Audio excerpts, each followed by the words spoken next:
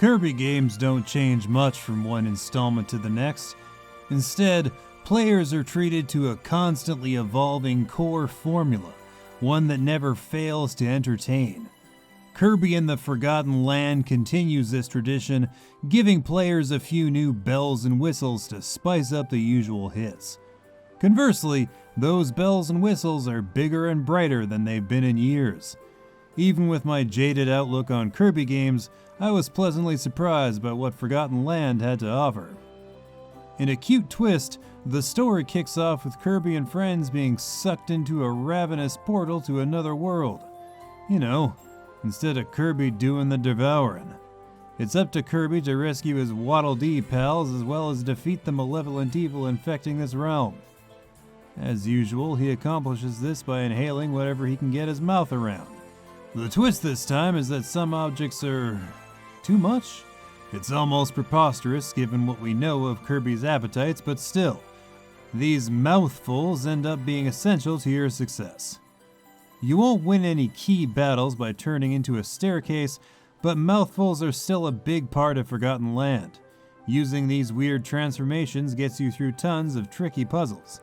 Traversing terrain, blowing through barriers, and tackling tough opponents are all possible with this new technique.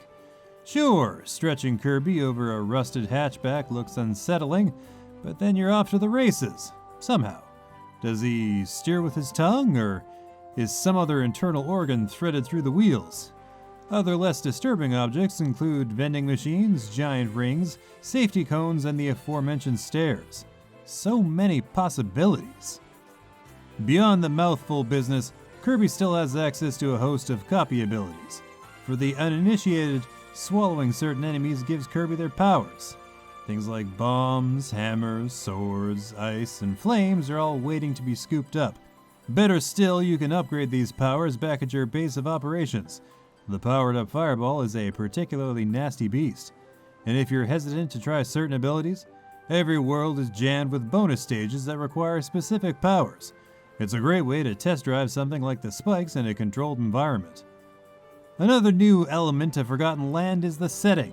Whereas Popstar is a whimsical world made in Kirby's adorable image, this place is more like Earth.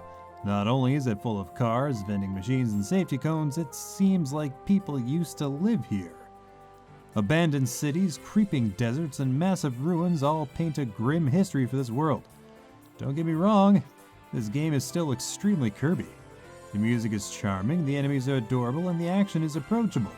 You just get the impression that you and your foes are playing in the bones of a dead civilization, that's all.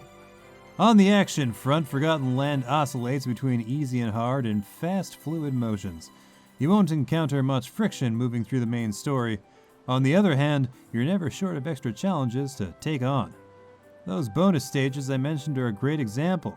You can finish them easy enough, but there's also a recommended completion time. On that front, I fall dreadfully short 90% of the time. You've also got optional goals to complete in every stage. Some are pretty easy, while others are downright unpleasant. But they're also fun. If you're not in the mood for stage challenges or bonus levels, there are also mini-games you can unlock. They're more of a pleasant diversion than the other challenges, but they're still fun. You can also indulge your collector's itch with a straightforward gacha mechanic. It's simple and silly, but I appreciate the option. Sometimes you just want to waste a few coins, you know? Given the open world craze sweeping the industry, I expected something along those lines with Forgotten Land. Instead, I got a charming new adventure taking measured steps outside the franchise's usual boundaries.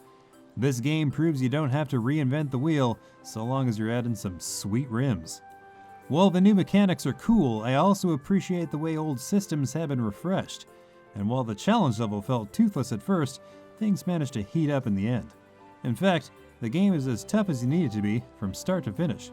If you've been looking for something fresh from Kirby, you're in luck. Kirby and the Forgotten Land has some delightful surprises in store. Don't forget to like this video, subscribe to our channel, and hit that notification bell to make sure that top quality COGconnected content keeps on coming.